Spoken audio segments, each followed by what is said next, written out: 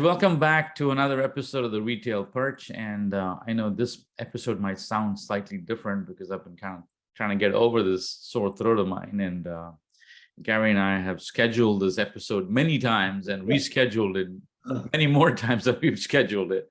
So Gary, thanks for your patience. And if I'm sounding different, it is still me. It's still here, Shekar and we still have Gary Hawkins here. So Gary, you want to say a quick hi? So you're sounding much more like yourself, Shaker, than you did a few days ago. So, no, this is great. Welcome, everyone, and good to get back with you. Yeah, well, today we have something exciting. We don't have a guest. I can promise you we have a lot of guests scheduled, but this is something that Gary and I have been planning to do for a while, and it's about our top 5 predictions for 2023 for supermarket retail. And Gary and I have our own separate lists. Some of them agree, some of them don't, but we're going to go through it. And Gary, do we want to do like a 5, 4, 3, 2, 1, or do we want to do like a 1, 2, 3, 4, 5? Whichever way you want to approach it. No, well, given the fact that we're coming up to the new year, people like counting down. So okay, I figured maybe we count down, right? Let's do that. All right. So I'm going to assume we did a virtual toss up here and Gary won the toss. So I'm going to let Gary go first, but I do want to thank everybody who's been listening to us.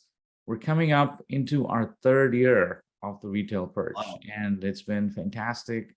We've just had so many amazing guests and topics discussed here, and certainly educated me a whole bunch, and hopefully it's done the same for you when you've had some fun listening to it along the way. So here we go. Top 10 from the Retail Perch. So top 5 from each of us. That's right. Top 5 for each of us. All right. So number 5 on my list, retail media networks are going to continue to grow. Certainly you don't have to look beyond the daily newsletters you get in your inbox from all the industry trade publications. Retail media networks are being talked about almost every day. And, no surprise, right? There's a massive amount of money going in this direction. I think the latest figures I saw were that brand advertisers were going to spend $40 billion this year on retail media, $50 billion next year in 2023, and $60 billion projected to spend in 2024, year after next. So massive amount of money here. Hang on, you said 40 billion. Billion with a B. Yes. Wow. Yeah. And where is this money going, Gary? Going to the ad networks? Yeah. So, what really started this, I think the big retailers, and when I say big retailers, Walmart, Amazon, Target, Albertsons, noticed what Google and Facebook and Apple were doing with advertising and the amount of revenue they were driving. Certainly Amazon has driven a huge amount of advertising across its platform, right? And I think the light went on a couple of years ago for the big retailers saying, hey, we've got these massive audiences. Can we monetize them?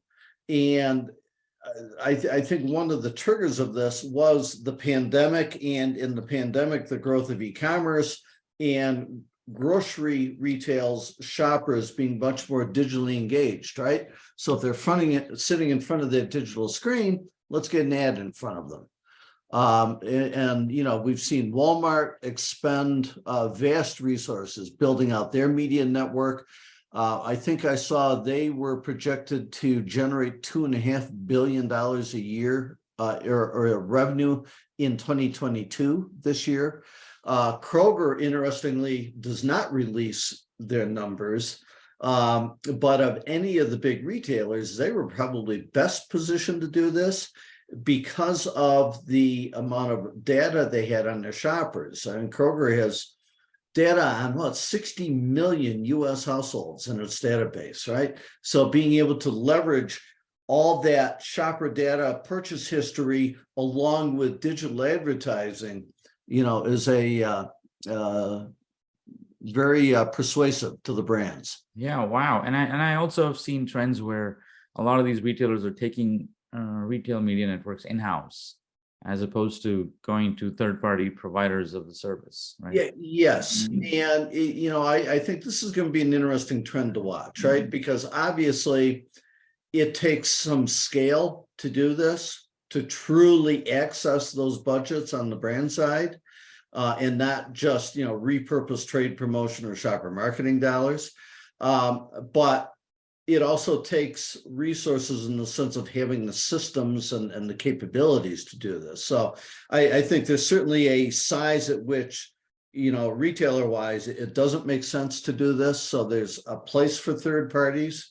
But the challenge is, the more parties you get involved, the more that revenue gets split up, the less there is at the end of the day.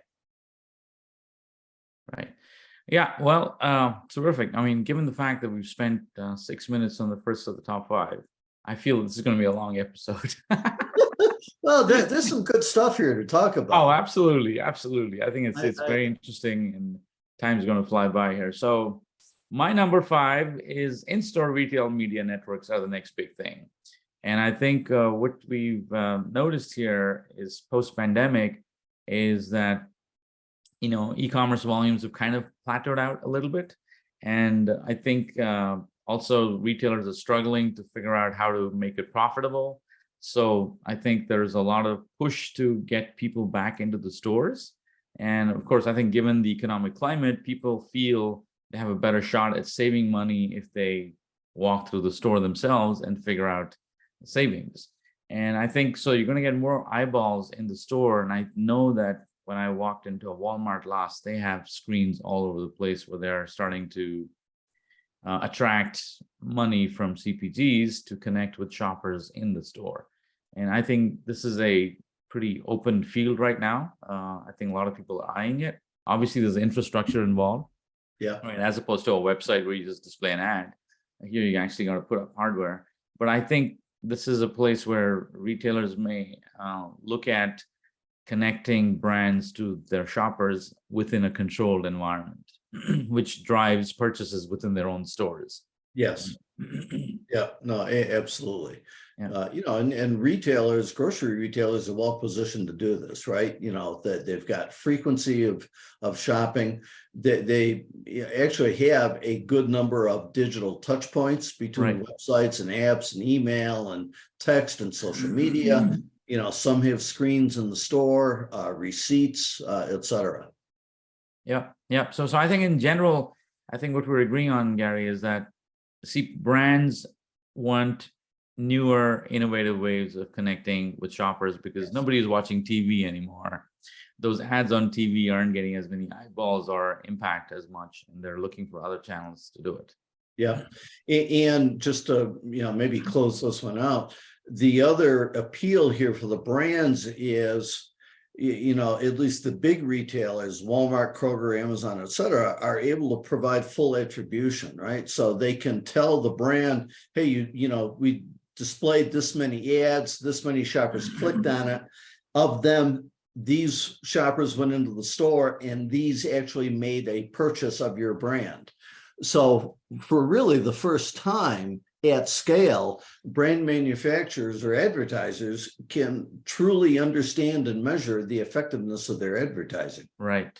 And all the way down to lift, right? Yes, absolutely. Exactly. Yeah. Terrific.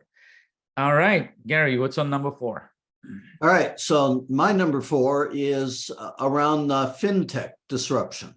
I think we are going to see blockchain, the current sort of crypto mess aside, we're going to see blockchain as a technology begin to really transform a number of areas here. Digital coupons, loyalty rewards. We're going to see blockchain serving to help retailers develop new financial services and new marketing capabilities. Yeah, I mean, I see that's inevitable.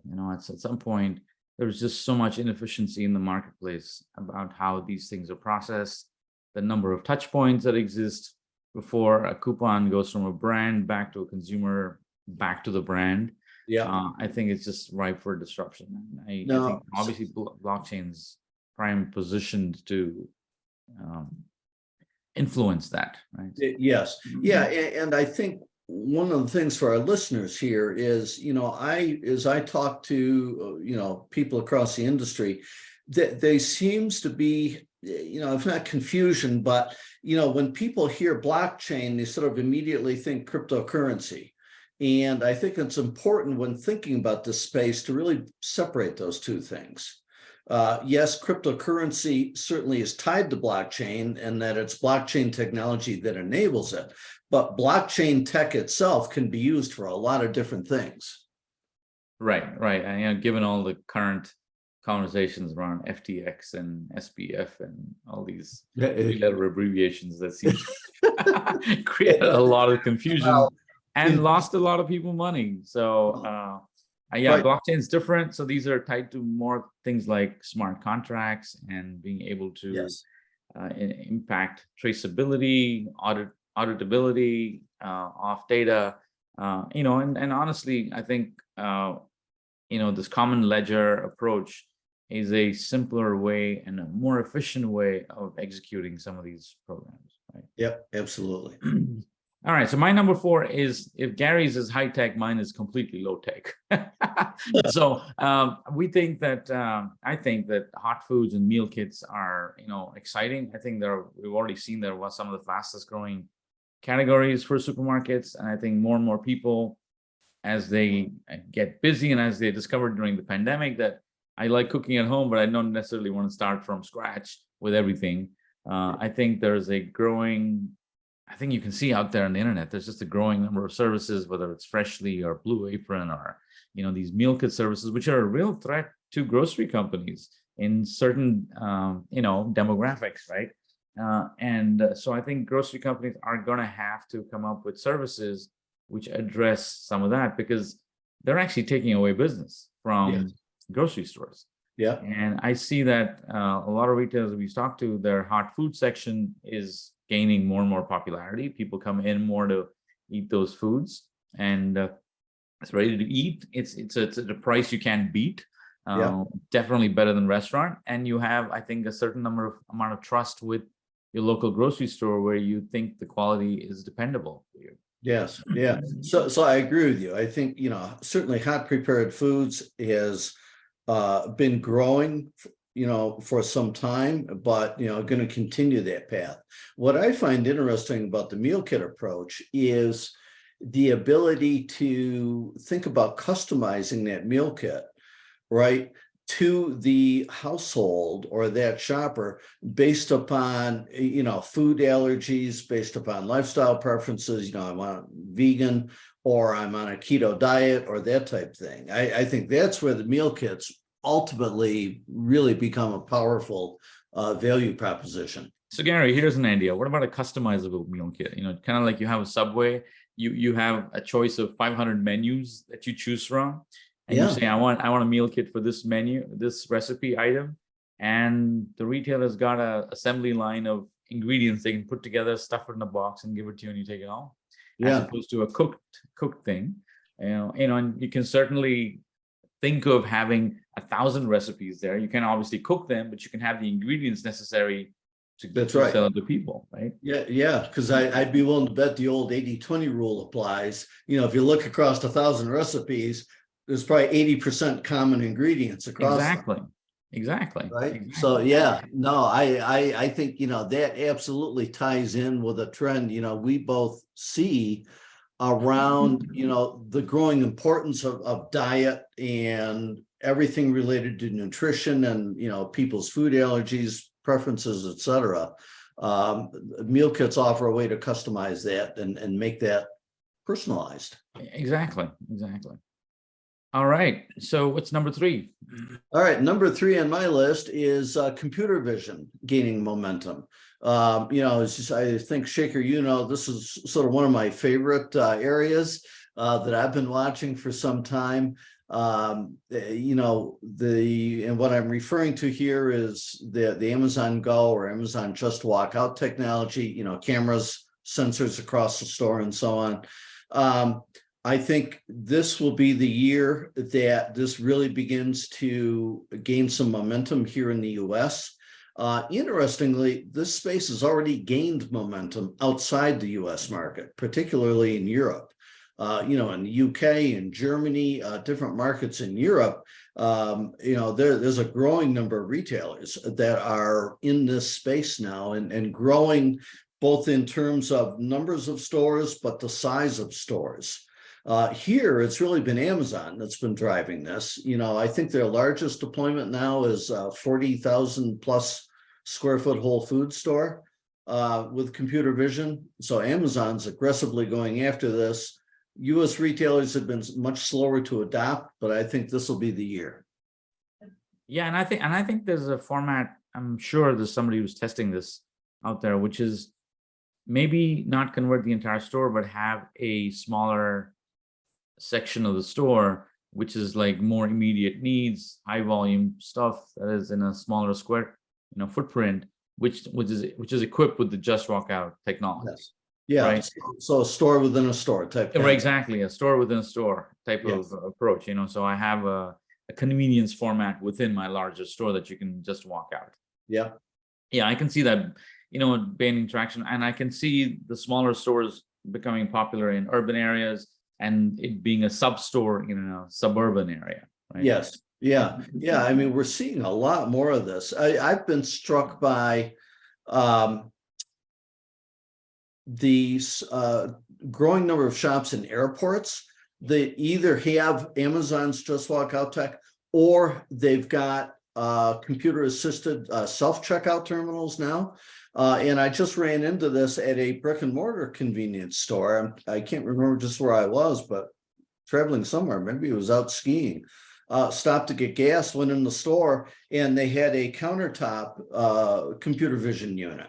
So you'd pick up whatever products you wanted, go to the checkout, set them on in this area, and computer vision would recognize each one, and you just stick your credit card in and off you go. Wow. Yeah. So I think this is also maybe the year that Apple comes out with its glasses. It's been talked for a long time, and I think I think there's one thing about outfitting the store with technology. What if you could outfit the individual and then connect and do a checkout that way, because the glasses recognizes everything and scans everything into an app, and you can you're able to check out, right? So I think there's interesting shifts that could happen here. I think people traditionally have been thinking about, I got to outfit my store with cameras, but you don't have to. The individual could be outfitted with all the technology that's needed to scan the stuff out. Yeah, no, that's right. That's right. Yeah. All right. So number 3 for me is electronic shelf labels. And I think we've started seeing this. I've been at Best Buys and they pretty much have ESLs all over the place. I think we've seen and heard from many retailers that they're starting to deploy this in few of their stores. Obviously, cost is a factor, and there is an return on investment here, which is a couple of years. But I think more than that, what it really enables is dynamic pricing, right? Is being able to change prices midday or respond to events, as opposed to requiring labor to go in and change the labels out. It's just the operational overhead that's involved in handling this. And then, competitive pricing. People are always trying to figure out, how do I react to my competition? And I think ESLs give you that ability to be nimble on your pricing to the degree that it's helpful to you. Yeah, so I agree with you. I think ESLs have hit that tipping point. We're seeing retailers like Hy-Vee that have committed to, rolling these out across all their stores. And absolutely agree also on the support for dynamic pricing. I think where this could get really interesting is, are ESLs providing the foundation to support personalized pricing? Right? We're already seeing some of the big retailers, one that begins with a K, provide personalized promotional pricing. Can ESLs, support communicating that to the shopper? Yeah, it'd be interesting. And I know there's been some aggregation in the ESL tech industry itself. Yes. Clearly that's an indication that it's going mainstream, because that means bigger companies are recognizing this is a huge potential and they're trying to buy up competition and become the single biggest player. So I think this is definitely something to watch for. We'd love to hear from you guys if you are thinking about ESLs. I think every single retailer is seen enough ESLs, and Yep. it's somewhere percolating in the back of their head. They're just trying to figure out, is the juice worth the squeeze type of thing. Right. Yep. Yeah. All right. So coming up, number 2. All right. Number 2 on my list is we're going to see AI everywhere, right? And we're already seeing this. We're seeing AI being brought into, a growing number of existing capabilities like, associate scheduling, that type thing, and taking, good capabilities, good solutions, and making them that much better, right? By weaving AI into it. But where I think this really gets interesting is how AI is enabling a real transformation of different capabilities and areas. We're certainly seeing this in the marketing space. Demand forecasting is another area that is just ripe for AI, and how AI enables process automation. And that is, I think we've talked about on previous episodes, is a really big game changer. Yeah, I know, and I don't know if our listeners have played around with it, and like we did on our call the other day with Chat GPT and OpenAI. I mean, the capabilities of what AI can do, even from a customer service perspective, or or providing intelligent suggestions to people while they're looking through stuff, almost conversational style. Yeah. It's amazing. I think it's going to impact customer service, customer experience, operational, obviously optimization in the store, whether it is inventory or it's looking at associate scheduling. I think there's just so many areas that are going to get optimized. And I think, Gary, we talked about this, I think maybe last year in one of our episodes, about how the whole labor shortage industry is going to fuel the adoption of AI in supermarkets and retail in general, because you're forced to now think of ways of performing the same services with fewer people. So you're going to resort to more technology and capabilities to replace that. That's right. Retailers don't have a choice, right? I mean, it's really AI, one of the key elements in computer vision. Right. And interestingly enough, people used to be afraid of AI replacing people, but it's the other way around. What happened is people have left those positions and AI is filling in the gap in those positions as opposed to replacing people. So it's an interesting, I don't think people saw that coming. So yeah, no, I agree. I also think AI is developing far faster than most people realize. Yes. In capabilities, right? Yeah.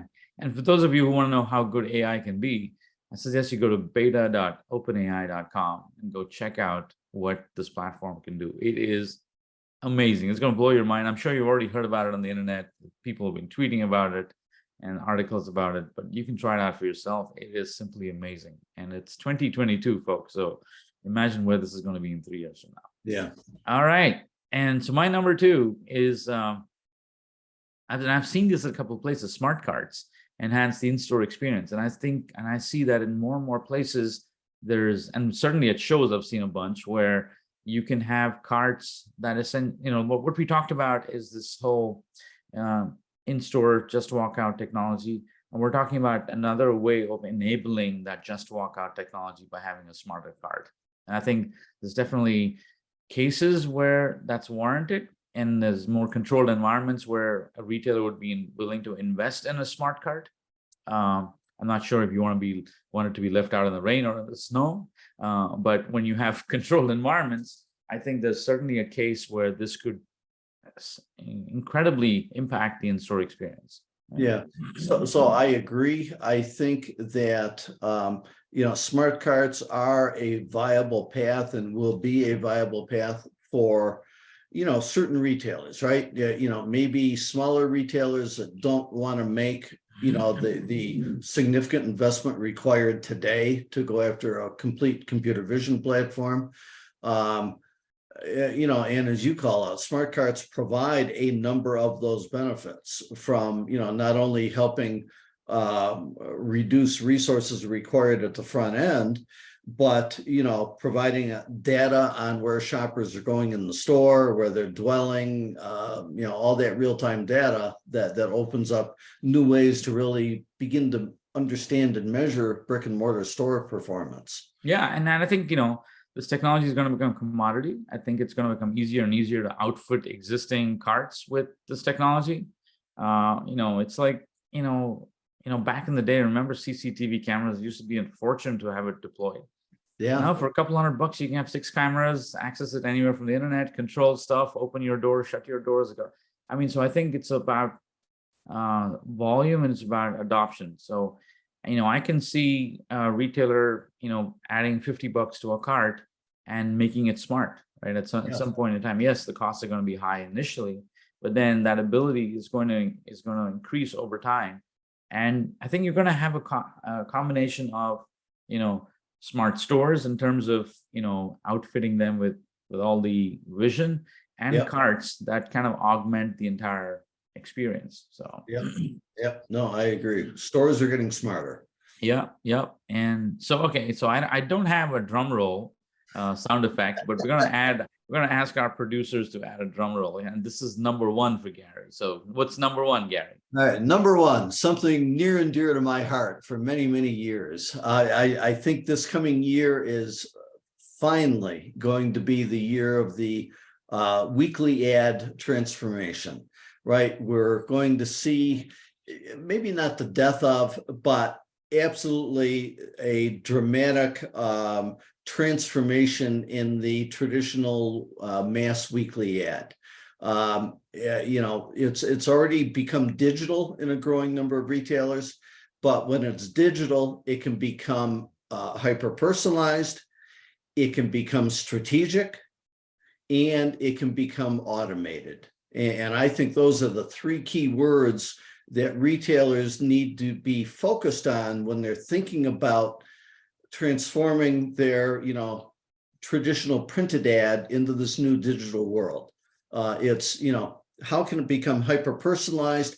How can it become strategic? And how can that entire process become automated?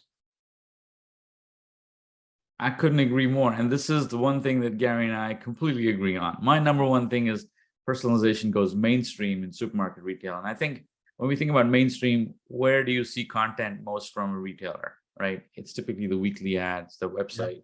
And I think you're going to start seeing personalization appear in all aspects of your interaction with a supermarket retail. And I think as we talk to retailers, there's increasing focus and urgency in leveraging their data to improve the experience. And I think people who were traditionalists who thought, I need to not do this maybe, are all jumping on the bandwagon. And this is, I think, the year of the personalization in supermarket retail. There's no question about it. I think there's just so many technologies that have now come together to make it so much more woven and integrated experience. And I think people are now finally, they've come to accept that the QR code is part of their life. It acts as a great bridge between physical and digital. Yep. And I think that's going to become a huge vehicle to drive a lot of this content personalization. No, I agree. I think what's important here is retailers understanding that term personalization, right? Because it certainly means something different to every person you talk to. From, personalizing a mass email just by putting their name on it, to, let's take the existing weekly ad with a few hundred items and personalize that, and here are the 6 most relevant things. What I guess really excites me, and this goes back decades in my career, my experience, my life, to really having a true customer focus in retail. It's as a retailer, if I really have that customer focus and I've got 30 or 40,000 items in my store, I really want to be able to provide, hey, here are savings for you, each individual customer, on the 4 or 5, 6, however many different things drawn from across the store that are most important to each customer. That in that represents a sea change, as you well know, in how retail is done in this industry. But we're already beginning to see this happen. Growing number of retailers beginning to move down this path. Yeah, yeah, yeah. So I mean, I think there's no question about it. I think we're, it's loud and clear. You go to shows, and the word that gets used about the most and abused is personalization. And but I think what it does tell you, irrespective of whether it's used appropriately or abused, is that it's on top of people's minds, right? And it's both in terms of solutions that are out there, and retailers themselves are thinking about what more can I do, right? And I spoke to retailers the other day who are like, my acquisition and my growth is kind of flat, and I'm trying to figure out how to get more of my shoppers to come back to the store more often.